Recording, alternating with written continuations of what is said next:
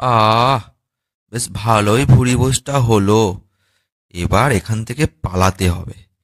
তা না হলে ওদের সকলের বাবা মা এসে আমাকে খেয়ে ফেলবে। শেয়াল ওখান থেকে পালিয়ে আসে আর এক নতুন জঙ্গলে। সেখানে এসে শুরু করে শেয়াল পণ্ডিতের পাঠশালা।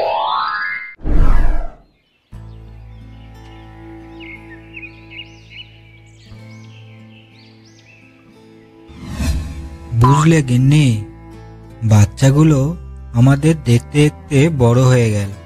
ওগো, তুমি কি কিছু ভেবেছো বাচ্চাদের ভবিষ্যৎ নিয়ে? কি আর ভাববো গিন্নি, ওরা আমার সাথে থাকবে আর শিকার করা শিখবে। আমি কিন্তু একটু অন্যরকম ভাবছি। তুমি একটু ভেবে দেখো তো, আমাদের বাচ্চাগুলো যদি শিয়াল পণ্ডিতের মতো শিক্ষিত আর চালাক চতুর হতে পারতো, তাহলে কত ভালো হতো। ভালোই তো হতো, কিন্তু আমাদের বাচ্চাগুলো তো আর শিয়ালের বাচ্চা নয় যে শিয়ালের মতন চালাক চতুর হবে। ওই জন্যেই তো আমি ভেবেছি একটা কথা। জানো, কিছুদিন আগেই আমি জঙ্গলের রাস্তা দিয়ে ফিরছিলাম।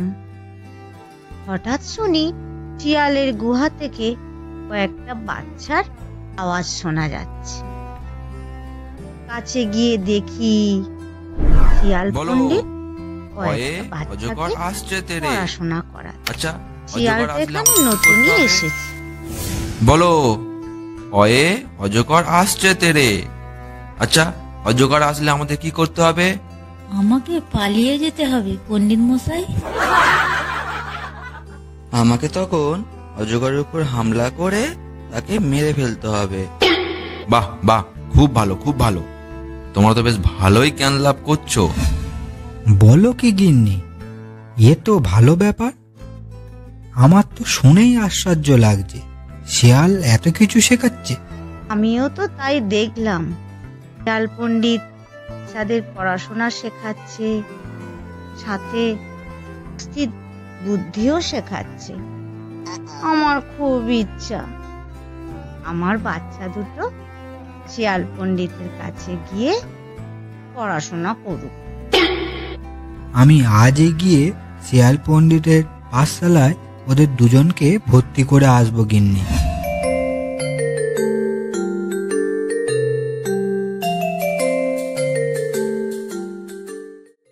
শিয়াল পণ্ডিত, ও শিয়াল পণ্ডিত, ঘরে আছো নাকি? হ্যাঁ, আমি ভিতরেই আছি, আপনারা ভেতরে চলে আসুন।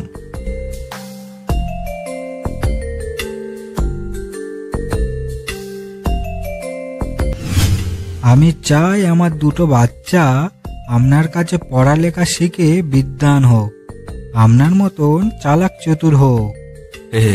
কোনো অসুবিধা নেই, আমি আপনার দুটো সন্তানকে একদম বাঘের বাচ্চা করে তুলব। তবে একটা কথা, আপনি কিন্তু এই 1 মাস আপনার বাচ্চাদের দেখতে পারবেন না, এখানে রেখে যেতে হবে। এই 1 মাস আপনার বাচ্চারা আমার কাছে শিক্ষা লাভ করবে। হ্যাঁ হ্যাঁ, আর একটা কথা কিছু বলছি মনে করবেন না। একটা ব্যাপারে, আমি তো এই 1 মাস শিকার করতে যেতে পারবো না। যদি একটু ভালো শিকার ফিকার পান আমার জন্য যদি দিয়ে যান, খুব ভালো হতো আর কি। একদম একদম, এটা নিয়ে আপনাকে ভাবতে হবে না।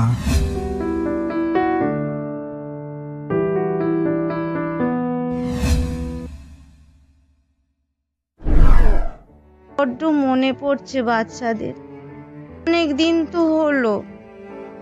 চলো না, ওদের একটু দেখে আসি। না না, একদম না। তাছাড়া আমি এক্ষুনি শিকারে বের হব, আর ফেরবার সময় শিয়াল পণ্ডিতকে আবার একটু খাবারের ভাগও দিয়ে আসব। পণ্ডিত মশাইকে একটু ভালো খাবার দিয়ে এসো। তবে ফেরবার সময় বাচ্চা দুটোকে একটু দূর থেকে দেখে এসো, কেমন? বলো, 1 1 1, 1 2 2। এক একে এক, এক দুই একে দুই। খুব ভালো, খুব ভালো, তোমরা খুব ভালো, তাড়াতাড়ি খুব শিখছো।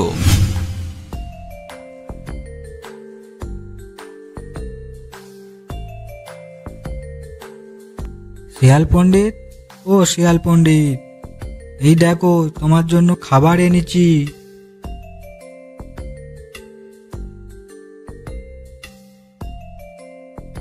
ও, আপনি এসেছেন, খুব ভালো, খুব ভালো। ও, আবার সঙ্গে খাবারও এনেছেন? আরে বাস, খুব ভালো, খুব ভালো। তা আপনি এবার চলে যান, বুঝলেন? আপনার দেখলে বাচ্চারা আবার বাড়ি যেতে ইচ্ছা করবে। চলে যান, চলে যান। আমি আমার সন্তানদের একটু দূর থেকে দেখতে চাই, দেখেই চলে যাব। না না, হ্যাঁ, একদম একদম হবে না, একদম হবে না। আপনি এখন চলে যান। আর হ্যাঁ, পরে আবার আসবেন খাবার নিয়ে কিন্তু।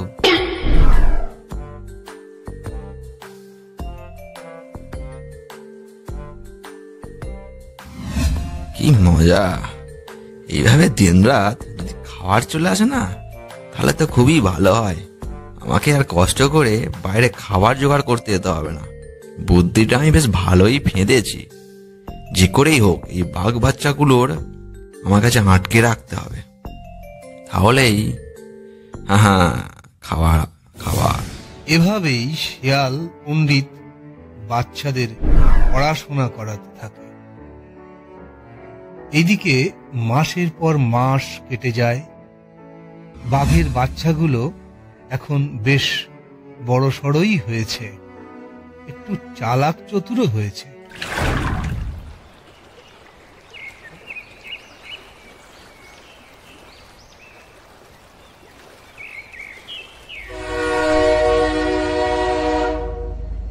ওগো, দেখতে দেখতে 2 মাস কেটে গেল তো, এখনো আর কত বাকি আছে বলো তো?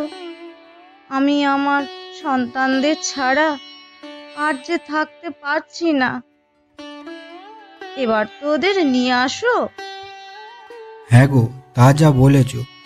1 মাস বলে 2 মাস হয়ে গেল, এবার সত্যিই ওদের আনতে হবে দেখছি।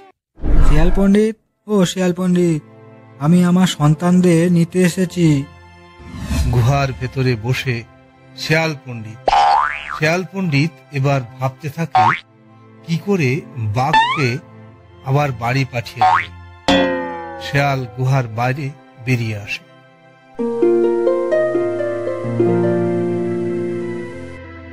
না না না, আসলে হয়েছে কি না, ওদের এখনো শিক্ষা সম্পূর্ণ হয়নি। আর 2 দিন সময় দিন, আমি শিক্ষা সম্পূর্ণ হয়ে গেলে নিজেই দিয়ে আসবো আপনাদের বাড়িতে। বাঘ আবারও নিরাশ হয়ে চলে আসে। এইদিকে শিয়াল একটু চিন্তিত হয়ে পড়ে, কি করবে এবার। না না না না, এটা তো হতে দেওয়া যায় না। বাঘ বাচ্চাগুলো ছেড়ে দিলে অন্যান্য বাচ্চাদের মাগুলো এসে ওদের বাচ্চাদের নিয়ে যেতে চাইবে, তখন আমি কোথা থেকে দেবো? তার থেকে ভালো আমি এদেরও খেয়ে নিই, খেয়ে এখান থেকে পালিয়ে যায়। এটাই তো আমার কাজ। এমন সময় বাঘের একটি বাচ্চা সেখানে এসে উপস্থিত। পণ্ডিত মশাই, আজকে কি আমাদের পড়াশোনা হবে না? হরিণ দিদি, কুমির দাদা, এরা সবাই কোথায়? শিয়াল পণ্ডিত এমন সময় বাঘের একটা বাচ্চাকে লাঠি দিয়ে মাথায় মারে, সঙ্গে সঙ্গে বাচ্চাটি অজ্ঞান হয়ে পড়ে যায়। এদিকে দূর থেকে আরেকটি বাঘের বাচ্চা সবই লক্ষ্য করছিল। কদিন থেকেই আমার মনে হচ্ছিল এই শিয়াল পণ্ডিত আমার সমস্ত বন্ধুদের খেয়েছে, এবার আমার ভাইকে খেতে চাইছে। ওকে আজকের আমি ছাড়বো না, ওকে মেরে খেয়ে আজ আমি আমার প্রথম শিকার করব। এমন সময় শিয়াল পণ্ডিত হঠাৎ অনুভব করে তার পিছনে দাঁড়িয়ে আছে বাঘের বাচ্চা। আরে, আরেকটা বাঘ বাচ্চা আছে, আমার একদম খেয়াল নেই। ও সব জেনে গেছে, ওকে আর বাঁচিয়ে রাখা যাবে না। এদের দুজনকেই খেয়ে এখান থেকে পালাতে হবে তাড়াতাড়ি। এই বলে শেয়াল যেই না খেতে যাবে, অমনি বাঘের বাচ্চাটি এমন জোরে গর্জন করে উঠল যে শেয়াল ভয়ে মাটিতে পড়ে গেল আর মাথায় আঘাত পেয়ে সে অজ্ঞান হয়ে গেল। জ্ঞান ফেরার পর শেয়াল পণ্ডিত দেখতে পেল তার আশেপাশে দাঁড়িয়ে আছে বাঘ দম্পতি ও অন্যান্য বাচ্চাদের মা আর বাবারা।